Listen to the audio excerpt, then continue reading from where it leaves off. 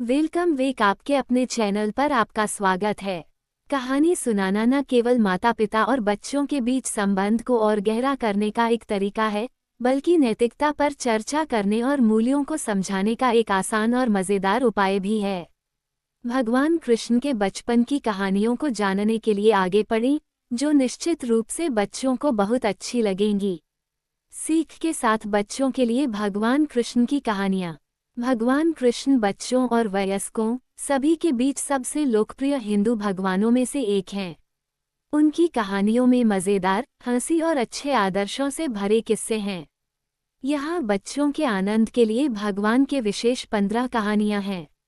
एक कहानी नंबर, कृष्ण के माता पिता की कहानी। प्राचीन काल में उग्रसेन नाम का एक राजा था, जिसके 2 बच्चे थे, कंस नाम का एक बेटा और देवकी नाम की एक बेटी। देवकी नम्र और शांत स्वभाव की थी, लेकिन कंस दुष्ट था। जब वह बड़ा हुआ तो उसने अपने पिता को कैदखाने में डाल दिया और राजा की गद्दी खुद संभाली, जबकि उसकी बहन की शादी राजा वासुदेव से हुई। एक दिन कंस ने एक आकाशवाणी सुनी, तुम्हारी बहन का 8वां पुत्र बड़ा होने पर एक दिन तुम्हारी हत्या करेगा। इससे दुष्ट कंस डर के मारे अंदर तक हिल गया और वह अपनी बहन को मारना चाहता था। लेकिन वासुदेव ने देवकी को जिंदा रखने का आग्रह किया और कंस द्वारा देवकी के 8वें पुत्र को मारने के लिए सहमत हुए। कंस ने अपनी ही बहन और उसके पति को कैद कर लिया। दंपति की 8वीं संतान भगवान कृष्ण थे, जो कंस द्वारा उन्हें मारने के लिए किए गए सभी प्रयासों से बच गए और अंत में उन्होंने अपने दुष्ट मामा को परास्त कर दिया। सीख, यदि आप बुरे हैं और आपके बुरे इरादे हैं, तो आपको अपने पापों की सज़ा ज़रूर मिलेगी। हमेशा सकारात्मक रहें और दूसरों का भला करने के बारे में सोचें। कहानी नंबर 2, भगवान कृष्ण का जन्म। देवकी और वासुदेव उनके भाई कंस द्वारा कैद किए गए थे। हर बार जब देवकी एक बच्चे को जन्म देती, कंस खुद आ जाता और अपने हाथों से बच्चे को मार देता था। देवकी के 7वें बेटे का गर्भपात हुआ, लेकिन वह रहस्यमयी तरीके से वृंदावन की रानी रोहिणी के गर्भ में स्थानांतरित हो गया, जो कृष्ण के भाई बलराम के रूप में दुनिया में आए। उनके 8वें पुत्र का जन्म आधी रात को जेल के भीतर हुआ। ये भगवान कृष्ण थे और उस विशेष दिन को जन्माष्टमी के रूप में मनाया जाता है। सीख, अगर कुछ अच्छा होना है तो वह होकर रहेगा। अच्छाई हमेशा बुराई पर हावी होती है। कहानी नंबर 3, वासुदेव ने कृष्ण के जीवन को कैसे बचाया। कृष्ण का जन्म विष्णु के रूप में हुआ था और उनके माता पिता ने प्रार्थना की थी कि वो एक साधारण बच्चे में बदल जाएं, ताकि वे उसे कंस से छिपा सकें। प्रभु ने अपने पिता को उन्हें वृंदावन ले जाने और एक नवजात बच्ची के साथ अदला बदली करने की सलाह दी। फिर जादुई रूप से कैदखाने के पहरेदार सो गए और सभी ताले और जंजीरें अपने आप खुल गईं। वासुदेव छोटे कृष्ण को लेकर वृंदावन के लिए रवाना हो गए। जब वो यमुना नदी के तट पर पहुंचे तो उन्होंने देखा कि नदी में बाढ़ आई हुई थी।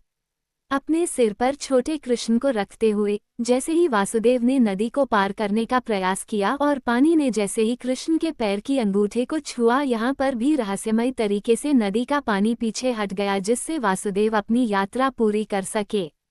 वो फिर यशोदा के घर पहुंचे, बच्चों की अदला बदली की और बच्ची के साथ वापस कैदखाने लौट आए। देवकी और वासुदेव को उम्मीद थी कि कंस लड़की को छोड़ देगा, क्योंकि भविष्यवाणी थी कि एक लड़का कंस को मारेगा, लेकिन कंस ने परवाह नहीं की। उसने बच्चे को उनके हाथों से छीन लिया और उसे एक पत्थर पर फेंककर मार दिया। लेकिन लड़की देवी दुर्गा में बदल गई और उन्होंने कंस को बताया कि कृष्ण जीवित हैं और उसे उसके बुरे कर्मों के लिए उसे दंडित करेंगे। सीख, कभी कभी शक्तियां खुद के नियंत्रण से परे होती हैं। यदि आपके केवल बुरे इरादे हैं तो आप कभी भी सफल नहीं होंगे। कहानी नंबर 4, कृष्ण और राक्षसी पुतना। कृष्ण के मामा कंस उसे मारने के लिए बेताब थे, इसलिए उन्होंने पुतना नामक एक राक्षसी को ये कार्य सौंपा। राक्षसी ने एक सुंदर महिला का रूप धारण किया और उस कमरे में जा पहुंची जहां कृष्ण थे। उसने अपने स्तनों पर जहर लेपा हुआ था और कृष्ण को दूध पिलाने का अनुरोध किया। कृष्ण की मां को उसके असली इरादों का पता नहीं था और उन्होंने पुतना को दूध पिलाने की अनुमति दे दी। लेकिन कृष्ण ने अपनी आंखें बंद कर ली और उस राक्षसी के जीवन को चूस लिया, जिससे उसकी मृत्यु हो गई। विष ने कृष्ण का कुछ नहीं बिगाड़ा, लेकिन कृष्ण को दूध पिलाने का अच्छा कर्म करने के कारण पुतना की आत्मा को मुक्ति मिल गई। सीख: कभी भी किसी को जानबूझकर चोट नहीं पहुंचानी चाहिए, क्योंकि आपको इसके लिए भुगतना पड़ सकता है। कहानी नंबर 5। भगवान कृष्ण का मक्खन पसंद करना। भगवान कृष्ण को मक्खन खाना बहुत पसंद था। वृंदावन शहर में हर कोई उनकी शरारतों और मक्खन चुराने के प्रयासों से वाकिफ था, इसीलिए उन्हें माखन चोर कहा जाता था। कृष्ण की मां यशोदा कृष्ण से मक्खन को छुपाने के लिए इसे ऊंचाई पर बांध देती थीं। एक बार जब यशोदा आसपास नहीं थी तो कृष्ण ने अपने दोस्तों को बुलाया। वे एक दूसरे के ऊपर चढ़ गए और कैसे भी वो मक्खन के बर्तन तक पहुंचने में कामयाब रहे। सभी ने मिलकर मक्खन से भरा बर्तन नीचे उतार लिया और बड़े मजे से मक्खन को मिल बांट कर खाया। लेकिन दुर्भाग्य से उन्हें एहसास नहीं हुआ कि यशोदा वापस आ गई हैं। कृष्ण के सभी दोस्त वापस अपने घरों में भाग गए, लेकिन कृष्ण को शरारती होने के लिए फटकार पड़ी।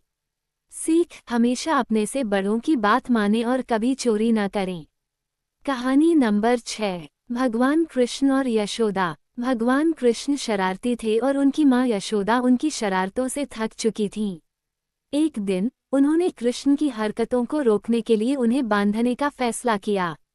यशोदा उन्हें बांधने के लिए एक रस्सी लाई, लेकिन उन्हें एहसास हुआ कि रस्सी बहुत छोटी थी। वो फिर एक बड़ी रस्सी ले आई, लेकिन वह भी छोटी पड़ गई। इसके बाद तीसरी रस्सी लाई, लेकिन वह भी कम पड़ गई। तब उन्हें एहसास हुआ कि उनका बेटा कुछ चमत्कारी है। लेकिन उसके बाद भगवान कृष्ण ने अपनी मां को उन्हें बांधने दिया ताकि वह खुश हो सकें। सीख: चमत्कार में विश्वास करें, वे हो सकते हैं।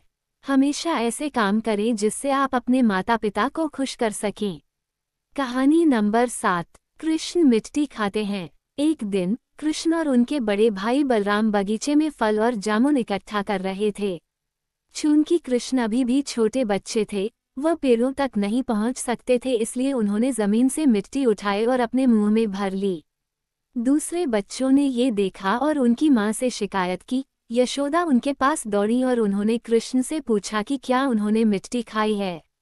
उन्होंने ना का इशारा करते हुए सिर हिला दिया। यशोदा ने कृष्ण से मुंह खोलने के लिए कहा, लेकिन वह इतना डर गए थे कि उन्होंने मुंह खोलने से इनकार कर दिया। लेकिन जब उनकी मां ने उनकी ओर गुस्से से देखा तो उन्होंने अपना मुंह खोल दिया। जब यशोदा ने मुंह के अंदर देखा तो मिट्टी के बजाय उन्हें पूरा ब्रह्मांड कृष्ण के मुंह के अंदर दिखाई दिया। सितारे, आसमान, पहाड़, महासागर, सब कुछ। वह आश्चर्यचकित हो गईं और कृष्ण मुस्कुराते रहे। तब यशोदा को एहसास हुआ कि वह कोई साधारण बालक नहीं है, बल्कि स्वयं भगवान है। सीख: हमेशा अपनी मां की बात माने और कभी झूठ न बोलें।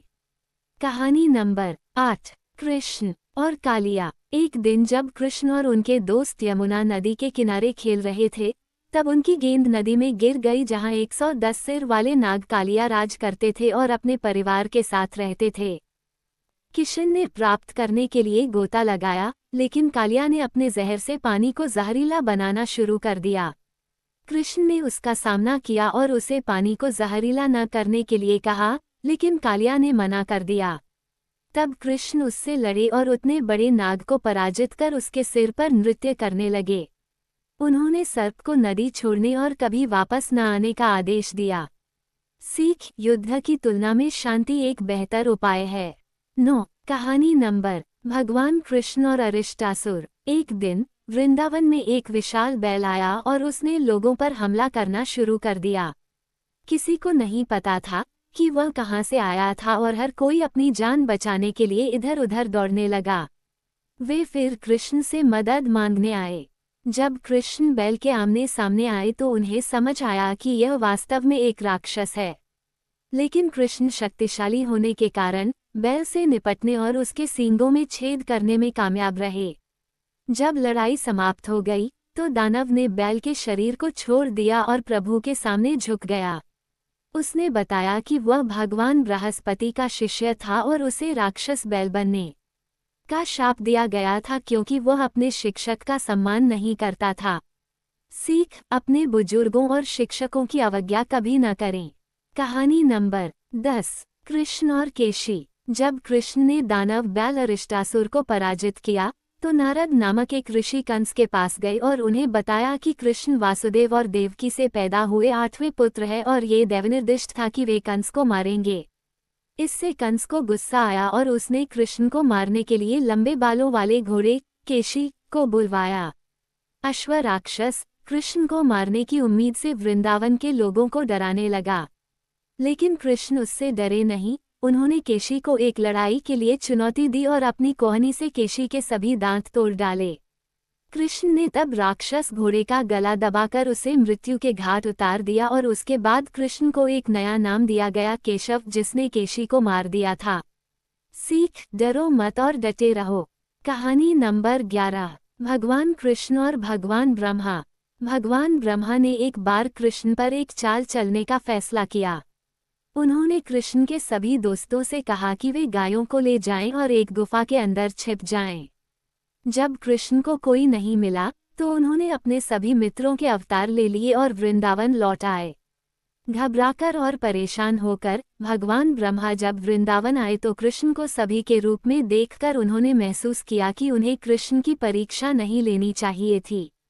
सीख, आपको हमेशा अपने दोस्तों की मदद करनी चाहिए। पहाड़ी 12। कहानी नंबर, भगवान इंद्र बारिश के देवता हैं और इसीलिए सभी लोग समय पर वर्षा के लिए उनकी पूजा करते थे। लेकिन एक वर्ष भगवान कृष्ण ने सुझाव दिया कि ग्रामीणों को गोवर्धन पहाड़ी की पूजा करनी चाहिए। इससे भगवान इंद्र बहुत क्रोधित हो गए, इसलिए उन्होंने वृंदावन पर तूफान उठा दिया। लेकिन कृष्ण ने गोवर्धन पहाड़ी को एक उंगली पर उठाकर अपने लोगों की रक्षा की। इससे भगवान इंद्र को अपनी गलती का एहसास हुआ और उन्होंने कृष्ण से तूफान के लिए माफी मांगी। सीख, क्रोध में कभी भी कठोर निर्णय न लें, वे कभी फलदायी नहीं हो सकते हैं। 13, कृष्ण और कामधेनु। एक दिन कामधेनु नामक एक गाय भगवान कृष्ण के पास पहुंची। कामधेनु ने कृष्ण से कहा कि वह देवलोक नामक स्थान से आई है, जो स्वर्ग का राज्य है। उसने कहा कि वह कृष्ण का राज्याभिषेक करना चाहती है। गाय ने स्वर्ग के पवित्र जल से भगवान को स्नान कराया और सभी प्राणियों की रक्षा करने के लिए उन्हें धन्यवाद भी दिया। उसके बाद भगवान इंद्र स्वयं ऐरावत के साथ प्रकट हुए और घोषणा की कि कृष्ण को गोविंदा के नाम से जाना जाएगा, जिसका अर्थ है पूरी दुनिया के इंद्र। सीख, सभी का सम्मान करना चाहिए, मनुष्य और जानवर दोनों का।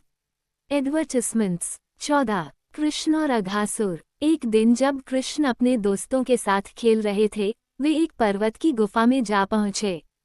उन्हें पता नहीं था कि यह गुफा राक्षसी पुतना के भाई दानव अघासुर का घर था। अघासुर ने कृष्ण और उनके दोस्तों को मारने के लिए एक विशालकाय सांप का रूप ले लिया।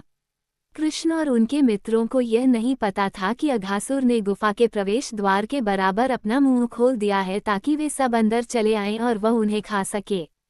कृष्ण ने महसूस किया कि कुछ गलत है और उन्होंने खुद गुफा में प्रवेश करने का फैसला किया। ये सोचकर कि कृष्ण का अंत हो जाएगा, सभी राक्षस खुश हो गए और देवता परेशान हो गए। लेकिन गंधर्वों ने कृष्ण से विनती की, जो तब सब कुछ समझ चुके थे। विनती पर कृष्ण अपना आकार तब तक बड़ा करते गए जब तक उन्होंने दानव सांप को मौत के घाट नहीं उतार दिया। वे न्यायपसंद व्यक्ति थे और उन्होंने दानव की आत्मा को मुक्ति दी। सीख, हमेशा उसकी बात सुने जो आपको अच्छी सलाह देता है। 15, कृष्ण द्वारा कंस की मृत्यु। जब कृष्ण ने कंस द्वारा भेजे गए सभी राक्षसों और राक्षसियों को हरा दिया तो कंस चिंतित हो गया। उसने कृष्ण और उनके भाई बलराम को मथुरा वापस लाने के लिए अपने नौकर अक्रूर को भेजा। उन्होंने अपने दो सबसे ताकतवर पहलवानों के साथ कुश्ती में लड़कों को चुनौती देने की साजिश रची। कृष्ण और बलराम ने चुनौती स्वीकार की और अपने विरोधियों को आसानी से हरा दिया और उन्हें मार डाला। ये सब देखकर कंस ने अपना आपा खो दिया और अपने सैनिकों को उन्हें राज्य से निकालने और वासुदेव व उग्रसेना को भी मार डालने का आदेश दिया। ये सुनकर कृष्ण कंस पर टूट पड़े और कंस के मुकुट को गिरा दिया और उसके बाल पकड़कर घसीटते हुए कुश्ती के अखाड़े तक ले गए। कंस ये साबित करने के लिए बेताब था कि वह एक बेहतर सेनानी है। उसने कृष्ण से लड़ने की चुनौती स्वीकार कर ली। कृष्ण ने उसे एक जोर से मुक्का मारा और कंस की मृत्यु हो गई। ये देखकर कंस के 8 भाइयों ने उन पर हमला किया, लेकिन बलराम ने अकेले ही अपनी गदा से उन सभी को मार डाला। कृष्ण तब अपने जन्म देने वाले माता पिता देवकी और वासुदेव से मिले। सीख, सच्चाई और अच्छाई की हमेशा जीत होती है। ऐसी कई कहानियां बच्चों को बहुमूल्य बातें सिखाने के लिए ज्ञान का भंडार हैं। अपने नन्हे मुन्ने बच्चों के साथ कहानियों की दुनिया में अपनी यात्रा शुरू करें और उन्हें एक अच्छे जीवन व दृढ़ संबंधों को बनाने